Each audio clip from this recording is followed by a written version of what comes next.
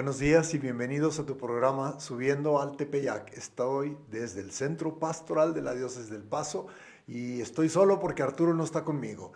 Arturo en este día ha andado un poquito malito de su garganta, así es que más vale que descanse para que esté listo para las festividades de Acción de Gracias de la próxima semana. Así que bueno, vamos a platicar hoy sobre el final del año, porque estamos cerrando el año litúrgico este domingo con la solemnidad de Cristo, Rey del Universo. Va a ser una fiesta muy especial para todos nosotros y además pues vamos a cerrar el ciclo C.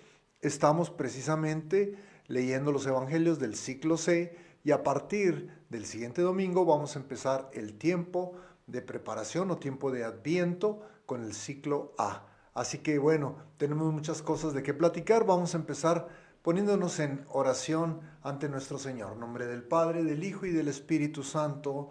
Amén.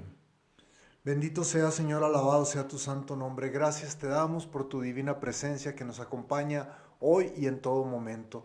Derrama tu gracia y tu amor sobre nosotros para que podamos entender claramente ese mensaje de amor que tú tienes para cada uno de nosotros en nuestras vidas.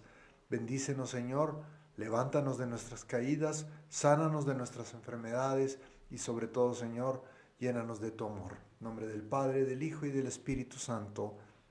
Amén.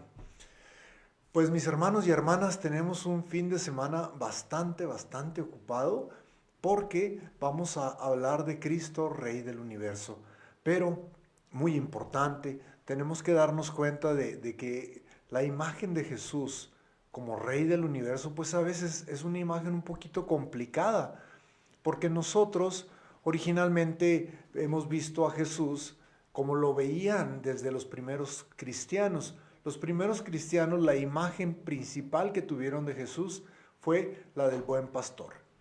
Jesús cargando las ovejas, porque ese es el rol que él llevaba a cabo. Pero como rey, no fue hasta el siglo segundo, tercero, cuando empezaron a ponerlo como rey, pero no como rey con cetro, con corona, sino lo ponían como rey precisamente con la corona de espinas y gobernando desde la cruz. Es una imagen que nos suena un poquito complicado porque decimos, ¿cómo puede ser rey clavado en una cruz? Pues sí, porque lo que Jesús hizo fue amarnos tanto que dio hasta su propia vida por nosotros y entonces es cuando Él ejecuta precisamente ese poder que Dios le ha dado, pero tenía que ceder todo, tenía que entregarse todo, tenía que despojarse de todo, de toda su divinidad para morir como nosotros, para destrozar a la muerte, destruir a la muerte y que entonces ahora nosotros podamos vivir una vida de plenitud. Así que es muy importante entenderlo. Pero vamos a regresarnos al tiempo atrás. ¿Cómo empezó todo esto?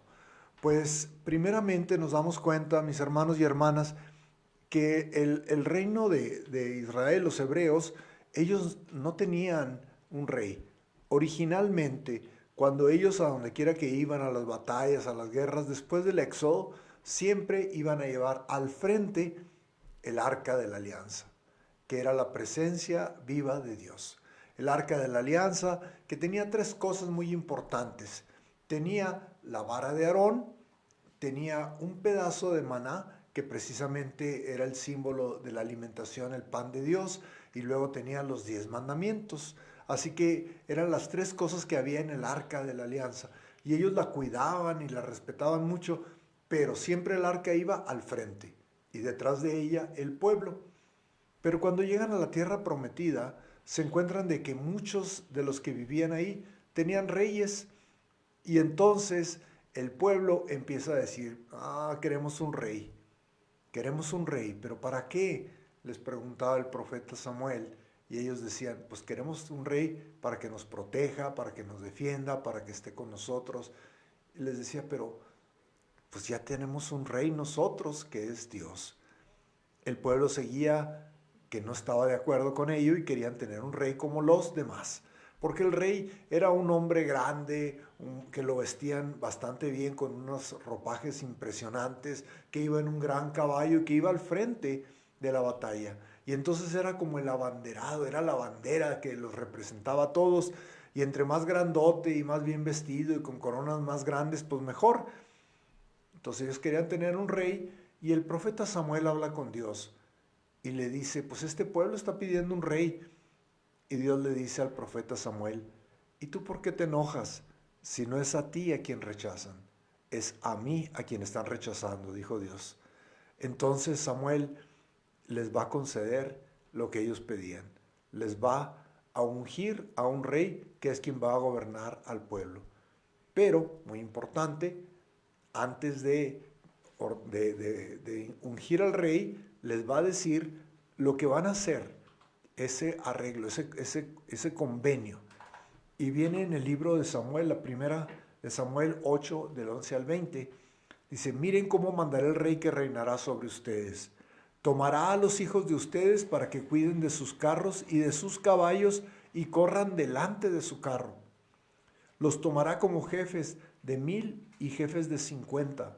Los tomará para que trabajen sus campos, para que cosechen su trigo, para que fabriquen sus armas de guerra y los arneses de sus carros. Tomará a las hijas de ustedes para que sean sus perfumistas, sus cocineras o sus panaderas. Tomará lo mejor de sus campos, de las viñas y de los olivares de ustedes, y se lo dará a sus servidores. Cobrará el diezmo de sus cosechas y de su uva para dárselo a sus eunucos y a sus servidores.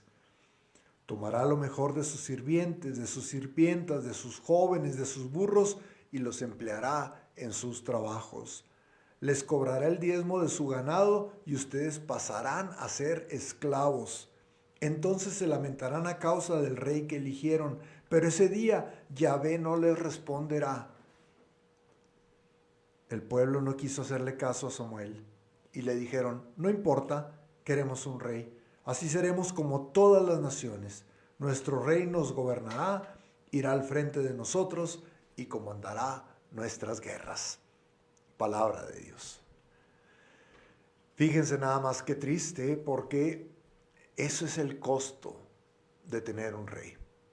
Cuando tenemos a un rey, a él hay que pagarle impuestos, ahí trabajamos y el fruto de nuestro trabajo va para él, nos convertimos en esclavos de ellos.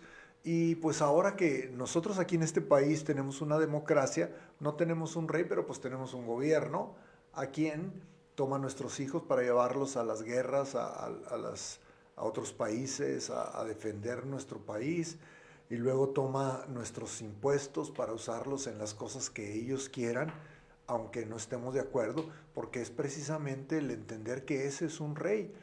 Entonces, mis hermanos y hermanas, ¿qué es lo que sucedió? Que cuando el pueblo dejó de tener a Dios como su rey, eligieron a un hombre. Y el primer rey de Israel fue el rey Saúl. Y Saúl le habían dicho, el profeta Samuel, tú vas a ser rey, pero no vas a ser sacerdote, que quede muy claro, porque el rey es rey, el sacerdote tiene su rol. Entonces tú no vas a hacer las dos cosas. Y un día en que iban a ir a una batalla, no llegaba Samuel, y entonces Saúl hizo el sacrificio y la ofrenda como si fuera sacerdote.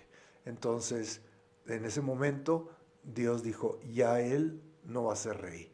Entonces es cuando Samuel va a ir a buscar a David para que sea el siguiente rey, y que fue el rey más grande que tuvieron los israelitas. El rey David es el prototipo. Pero no nos confundamos, fue el prototipo de rey porque el rey David fue un pastor. Y el pastor, ¿qué hace? Da la vida por sus ovejas. Y así como veían a David como un niño, porque cuando el profeta Samuel fue a ungirlo, llegó y vio a los hermanos de David y dijo, estos deben de ser, porque estaban grandotes, guapotes, fuertes, con todo.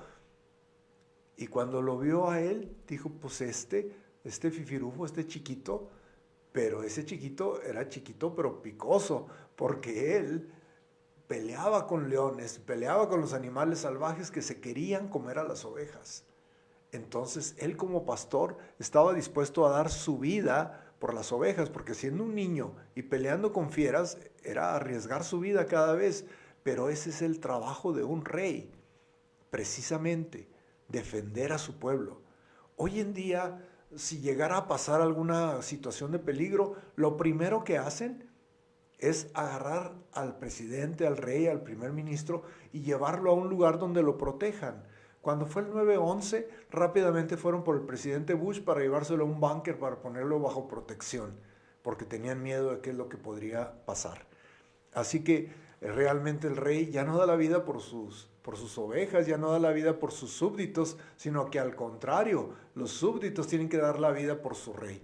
Y eso pues no es la idea original. Entonces por eso cuando hablamos que Cristo nos invita a ser sacerdotes, profetas y reyes, y esa dimensión de rey nos gusta, porque sí, sacerdote pues está bien, profeta también, pero rey, esa sí me gusta, porque de pensar de que yo soy el rey y que, como decía José Alfredo Jiménez, hago lo que yo quiero y mi palabra es la ley y demás, pues no es ese el rey que nosotros necesitamos. Necesitamos un rey que camine con nosotros, que nos guíe, que nos lleve. Y por eso en el Apocalipsis nos dicen que Jesús es el alfa y el omega. ¿Por qué el alfa? Porque el alfa es el principio y el omega es el fin. Hay algo muy importante que los animales nos enseñan. Los lobos andan en manada y los lobos tienen a un lobo que es el que va al frente, es el que los va guiando, es el que les va diciendo qué van a hacer.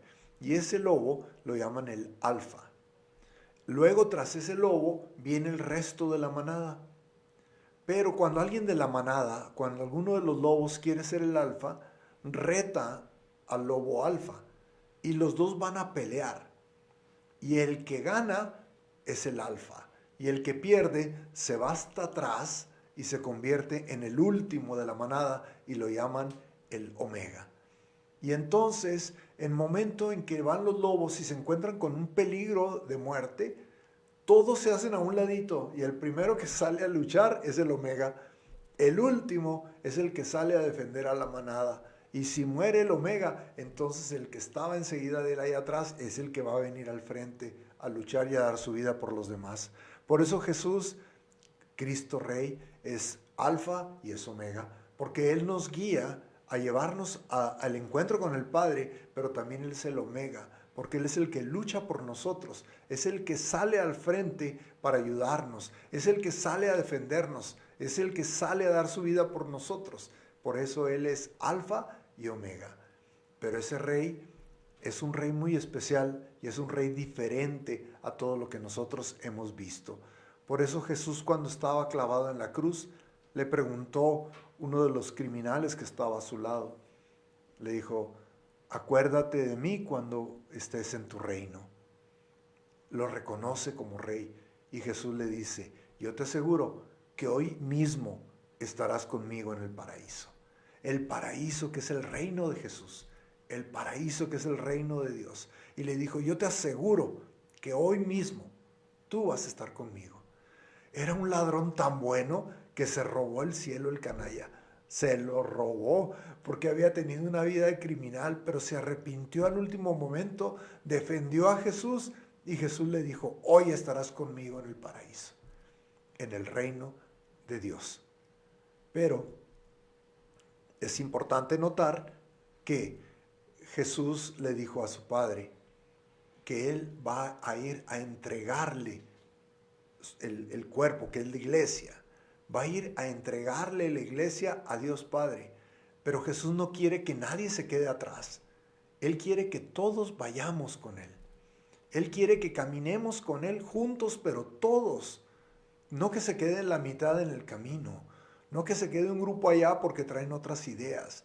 No, Él quiere que todos caminemos juntos al encuentro del Padre y Él va a decir: Padre, no he perdido ninguno de los que tú me diste.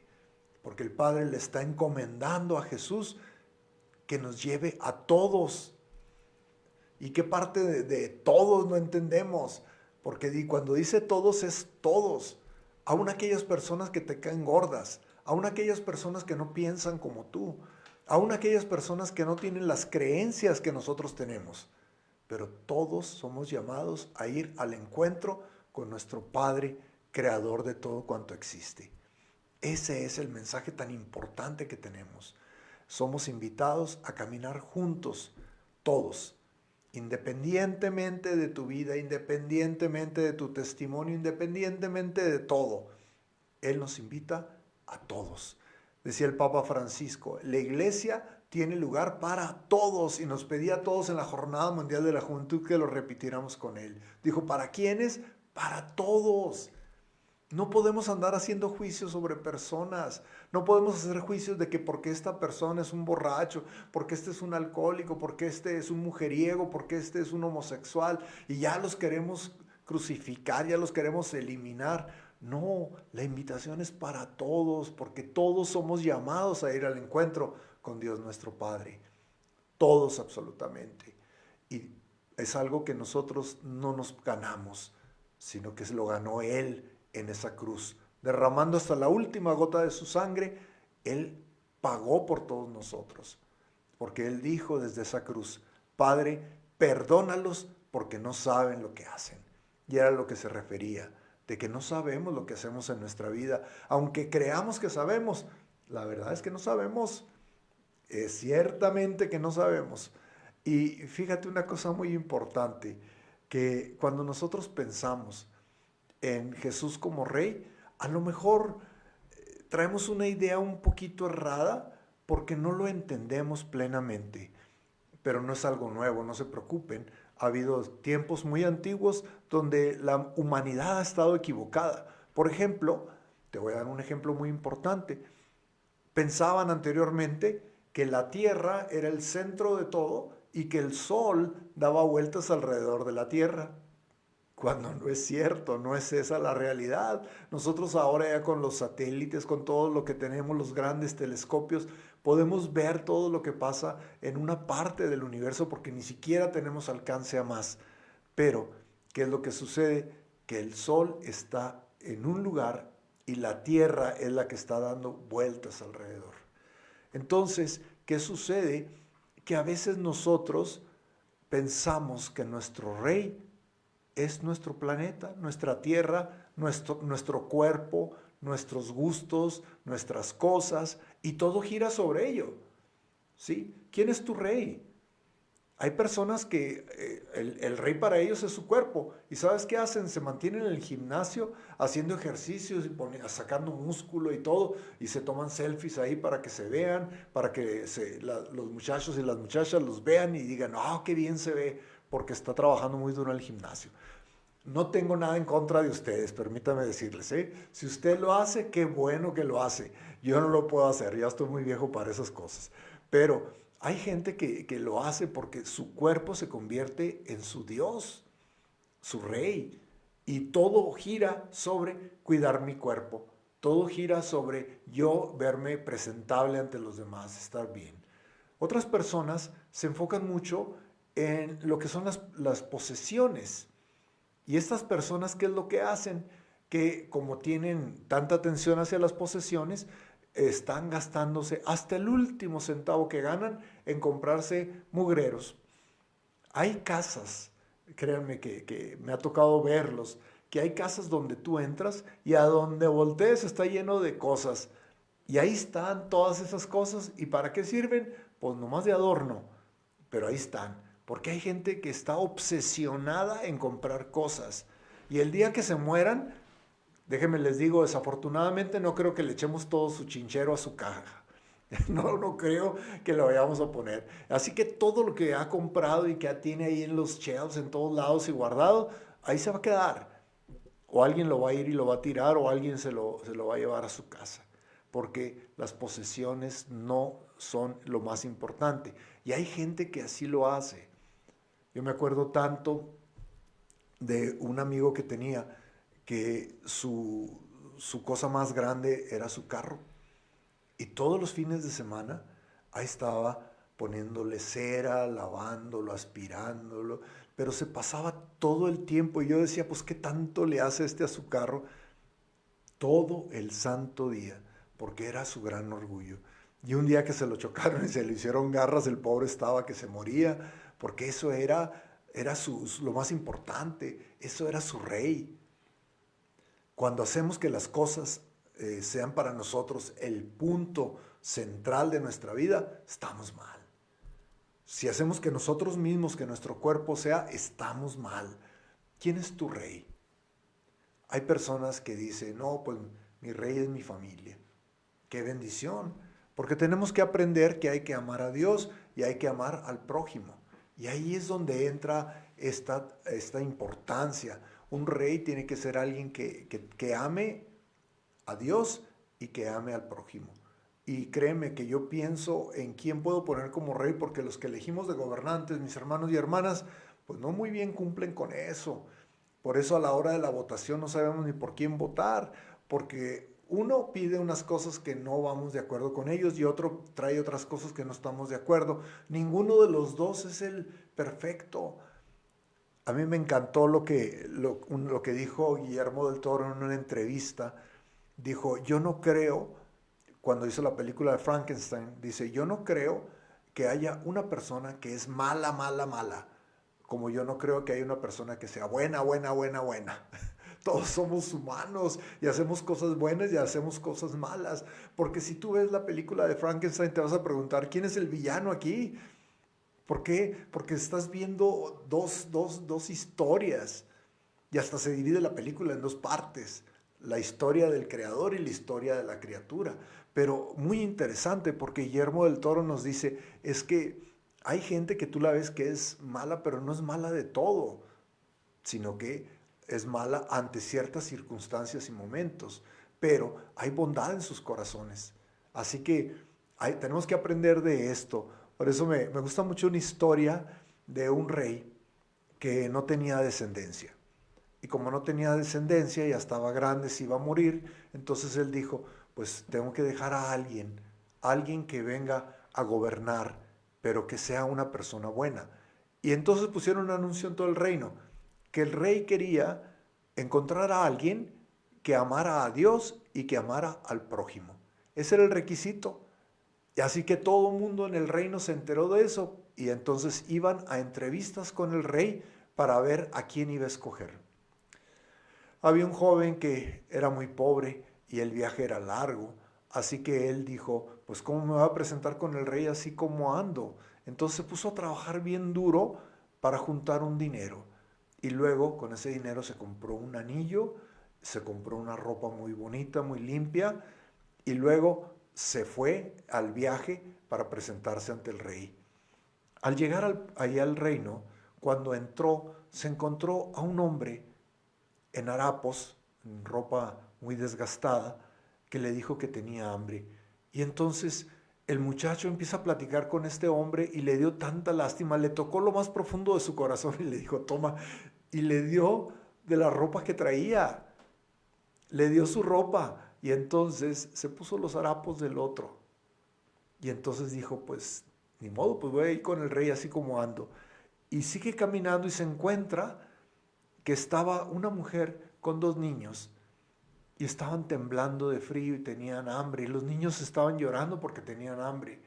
Y entonces el pobre muchacho los ve y dice, Dios mío, pues ¿cómo los puedo dejar así?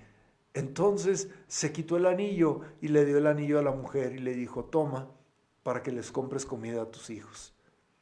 Y entonces dijo, pues cómo voy a ir en harapos y sin el anillo de poder, sin nada, ¿cómo voy a llegar ante el rey? Dijo, no, mejor me voy a regresar. Pero dijo, pues vengo desde tan lejos, voy a platicar con él. Y entonces se va a platicar con el rey. Y cuando llega, y así con harapos y como andaba, lo reciben y le dicen, pase para que platique con el rey.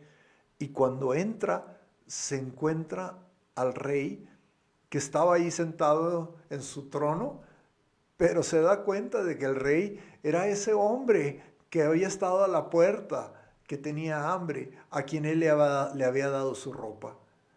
Y cuando lo ve le dice, pero usted es el hombre que estaba pidiendo limosna en la entrada del pueblo. Y el rey se sonríe y le dijo, sí. Dijo, mira, y le presenta, a su lado estaba una de sus sirvientas con sus niños, y le dijo también ellos. Dijo, sí, también me los encontré a ellos. Dijo, sí. Dice, esa era la prueba. Porque yo quería que alguien que amara a Dios y amara a los prójimos, fuera el rey. Pero lo que nos dimos cuenta es que la gente que venía para hablar con el rey, pero no venían a enseñarnos que amaban a Dios y a los hermanos. Y tú fuiste el único que pasó esa prueba. Así es que tú vas a ser el rey. Porque para ser rey se necesita eso. Se necesita amar a Dios y amar al prójimo. Pero tú no puedes amar a Dios nada más y no amar al prójimo. Porque así hay gente que dice, yo tengo muy buena relación con Dios. Me la llevo muy bien con Dios. Hago todo lo que Dios me dice y yo sigo todo lo que Dios me manda. Esos son tumbas emblanquecidas, como dice San Pablo. Porque en realidad en el interior falta ese amor. Falta ese amor al prójimo. Y cuando amas al prójimo, lo amas como sea, que es bien importante. Si el rey ese hubiera recibido a la gente vestido de rey, pues todos hubieran dado lo hubieran visto y le hubieran hablado y lo hubieran tratado de esa manera como rey. Pero cuando vieron a un hombre humilde, lo trataron con desprecio. ¿Por qué? Porque ellos iban hipócritamente para tratar de engañar al rey. Pero él se dio cuenta de quienes verdaderamente eran buenos. Y así es nuestra vida, mis hermanos y hermanas. Se nos ha dado tanto, tenemos tanto que nos ha dado Dios a cada uno de nosotros, pero no nos lo ha dado para que yo lo use nomás para mí. Yo conozco gente que canta precioso y les digo, ¿por qué no cantas a Dios? No, pues es que estoy muy ocupado y demás. Es que Dios te dio ese talento. Si tú sabes cantar y cantas bien, debes de buscar la manera de alabar a Dios, de integrarte a los coros, de estar en algún lugar donde puedas alabar a Dios. Es bien importante. Si tú tienes ese don de la proclamación de la palabra, pues tú deberías de ser lector, deberías de ser proclamador de la palabra de Dios en la parroquia. No nada más se trata de que lee bien, no, se trata de que sientas lo que estás proclamando, porque al terminar, ¿qué decimos? Palabra de Dios. Y así lo decimos con esa convicción de que lo que les acabo de decir es palabra de Dios y no es cualquier cosa. No lo estoy diciendo así nomás porque sí. Es convicción verdadera de que lo que les estoy diciendo es palabra de Dios, porque Dios es mi rey. Él es el que manda en mi vida. Y si Él manda en mi vida, se me debe de notar, Chihuahua. Debemos de dar nosotros testimonio de que Jesús es nuestro rey, de que Cristo es nuestro rey.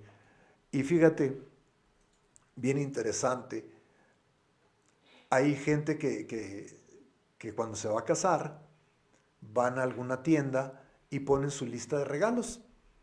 ¿Para qué es eso? Bueno, como se van a casar, pues entonces sacan una lista de las cosas que ellos necesitan y la ponen en una tienda para que tú vayas a esa tienda y conforme van comprando las cosas que ellos pedían, los van marcando. Este ya lo compraron para que no se repitan y para que sean lo que ellos querían, lo que ellos buscaban. Por eso se llama la lista de regalos para las bodas.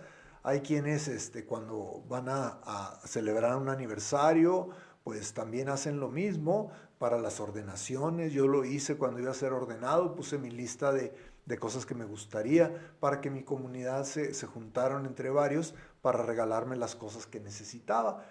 Bueno, pues Jesús ya nos dio su lista de regalos. Jesús ya nos la dio. Esa lista que Jesús nos da es bien sencilla y está en el Evangelio de Mateo capítulo 25. Cuando tuve hambre, me diste de comer. Cuando tuve sed, me diste de beber. Cuando estuve enfermo, me visitaste. Cuando fui migrante, me recibiste. Esa es la lista que Jesús nos da de regalo.